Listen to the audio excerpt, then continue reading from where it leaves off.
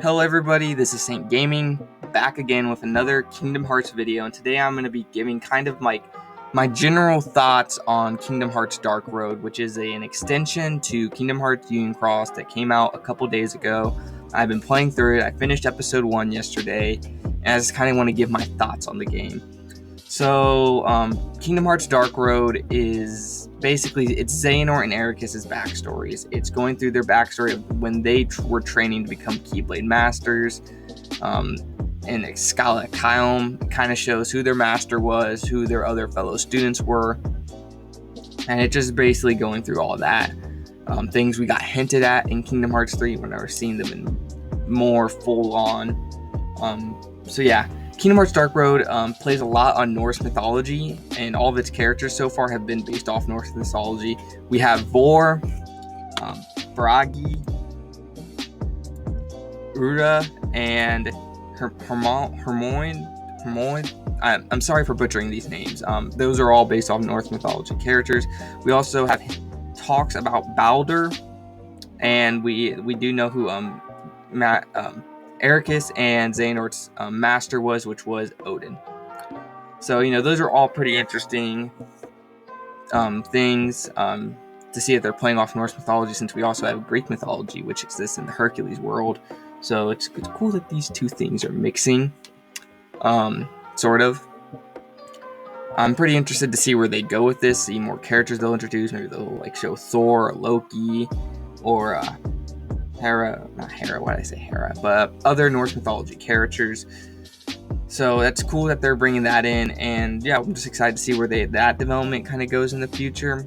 The story itself is pretty good. I actually really liked it. The characters are very likable so far.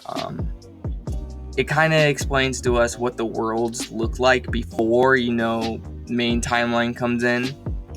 So, we're seeing Wonderland and Agrabah before, we are supposed to see those characters. And how, just common faces from those worlds aren't there. So that's pretty interesting that the worlds are, I guess, empty, which, it's cool. I won't talk about spoilers till the end of the video, so we'll keep off of what happens at the end, but we're just kind of seeing why they're on this mission. Apparently there is Baldur, first of all, is just missing, and there's 6 other or 6, 4, 5, I forget, Keyblade wielders who are from the higher class that have gone missing. So Xehanort and his class are tasked to go find those characters, which one of those characters is Baldur's older sister. So yeah, that's cool.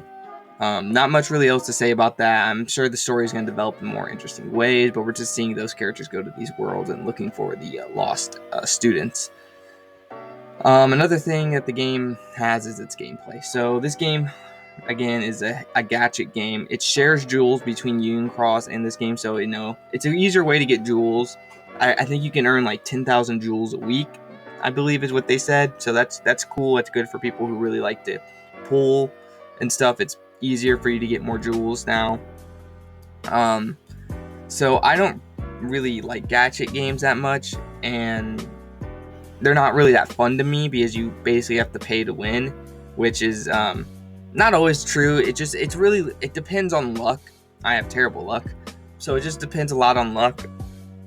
But yeah, the game is a card-based game. Now, it's not like Chain of Memories, though. It's more in tune to Flick Rush from Dream Drop Distance. It's a little mini game where you play with your Dream Eaters, and yeah, which isn't technically, it's not really a bad thing. Flick Rush isn't terrible, but it's just, I don't know, a whole game really, not really a whole game, but a game based off that, it's just, I don't know, it's just not my cup of tea. Kingdom Hearts Dark Road is not fun. I'm just going to say it like that. I haven't had fun playing the game. Only the story has really kept me here. But yeah, I haven't really just had fun playing it. It's not fun.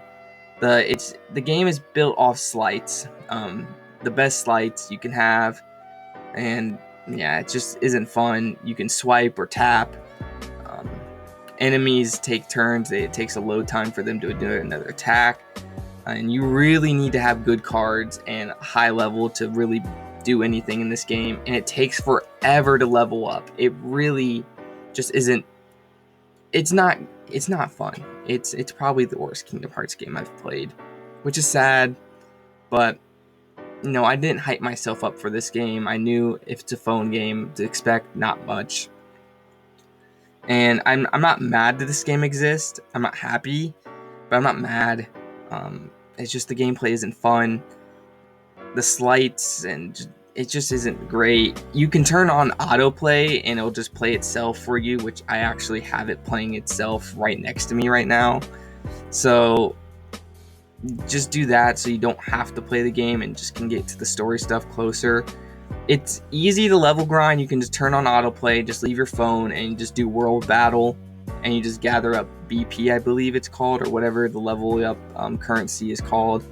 Just gather that, come back in 10 minutes, you'll have at least 100 enemies defeated and maybe 800 BP. So that's I guess a plus, so you don't have to play the game. Yeah, Dark Road I just can't really recommend.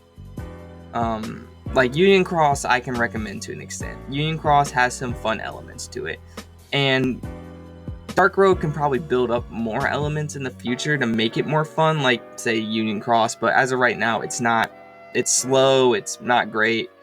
And I just watch it on YouTube. Everglow's been uploading Let's Plays of it. He's doing God's work. So yeah, there's that. Now here's spoilers territory. So I'm about to talk about the end of episode 1, which is all that's out right now. So if you don't like spoilers, go away now. Okay, you gone? Great.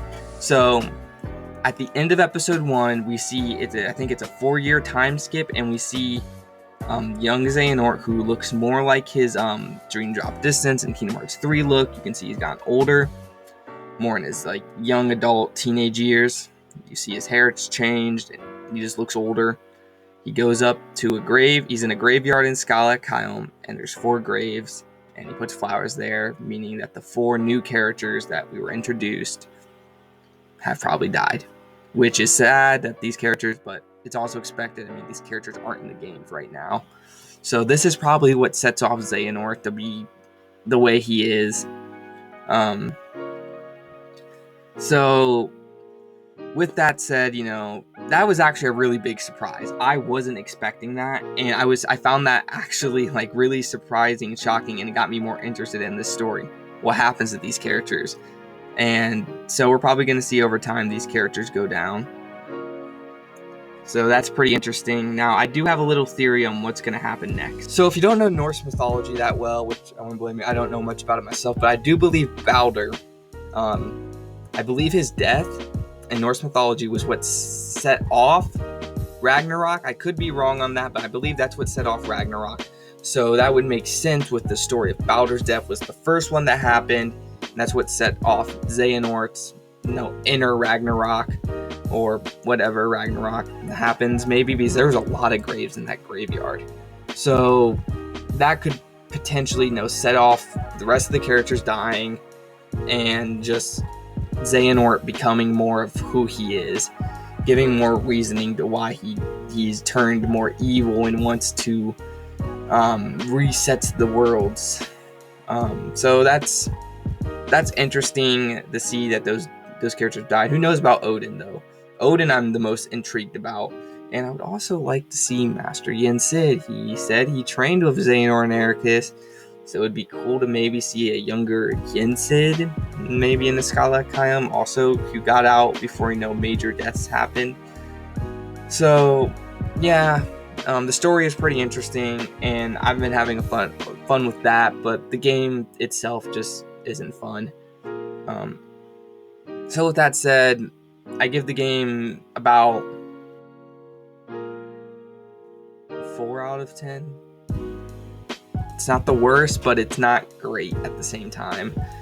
So, I don't know. What did you guys think about Dark Road? Do you guys like it? Do you hate it? What do you guys think about the story? What do you guys think is going to set off those characters dying? Actually, one more thing. So, there was a little bit of a theory going around for a bit that, what's her name? Vor was Kyrie's grandmother. And that's kind of being deconfirmed now. We all think the new females in the past are Kyrie's grandmother.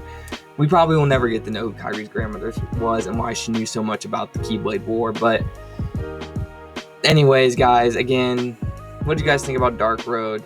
Did you like it? Did you hate it? Did you just not play it and don't care? Again, comment, like, and subscribe. And as always, have a nice day.